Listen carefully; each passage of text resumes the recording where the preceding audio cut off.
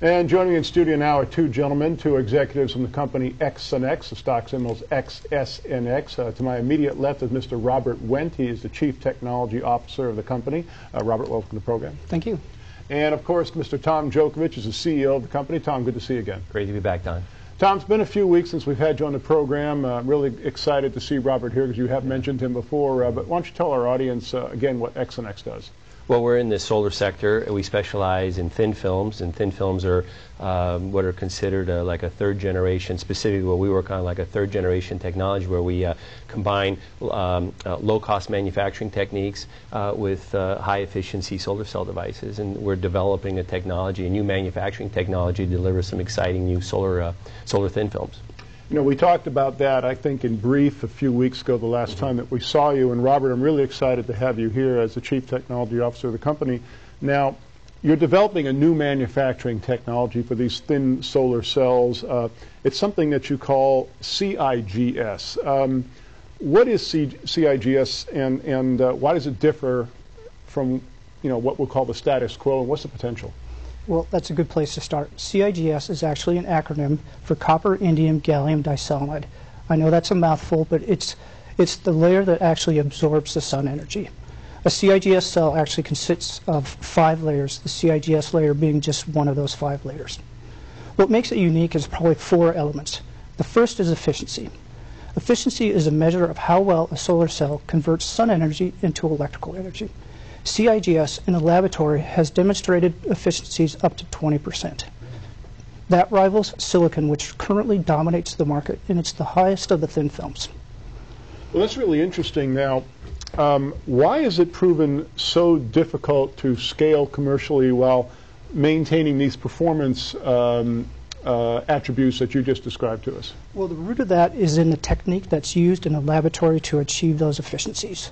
And the technique that's used is called evaporation.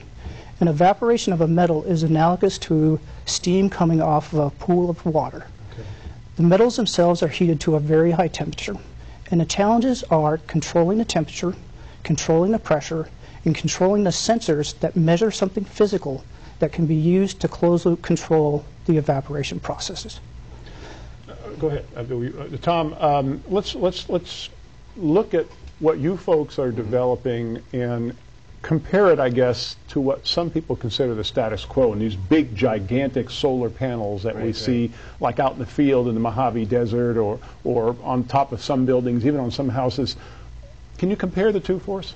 Well, what the status quo is silicon wafers. And to tell you the truth, Robert actually brought down, this is a sample size of what the actual wafer would look like. We use stainless steel as a substrate because the CIGS absorber itself is so thin it won't support itself like a silicon wafer will. And so when we make these individually like this, we can go ahead and interconnect them and make the same size panels that you see on these projects in the desert. As a matter of fact, you could potentially group 4 panels into one piece of glass and reduce your manufacturing costs and even your installation costs. We think that this is a key potential in the future to really drive down the costs. CIGS specifically what we're working with. Now, what we've seen, Tom, since the new administration took over in January is a tremendous upswing in government support for alternative energy sources, and specifically solar is really on top of that list. For you, who's been in this business now for some time and have been developing this technology,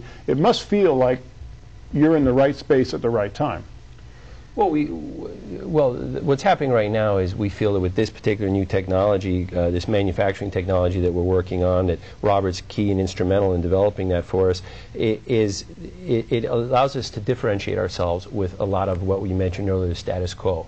And so this is potentially a breakthrough. It's a way to really, like I said earlier, drive costs down and really deliver the true performance benefits that solar offers us as an alternative energy source. And so in achieving all that, yeah, we think we're in the right place at the right time also with the government support. Once again, we're talking with XNX, the stock symbol's XSNX. If you'd like more information about the company, you can call us toll-free from anywhere in the world the sun shines, 888-259-4449, to get free information in the mail.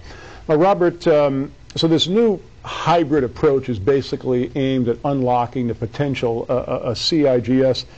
Can you explain why you think the new manufacturing approach can eliminate some of the challenges that you outlined a moment ago? Sure. Certainly within the solar industry, it's like any other industry. The objective is to make money. Mm-hmm. The way that the metrics that are used in the solar industry, the way that you make money is by large throughput and high efficiencies. Typically what individuals do is try to deposit on a large area to achieve those large throughputs. In doing so, however, they introduce statistical defects that reduce the performance. So they achieve the throughput, but they lose the efficiency.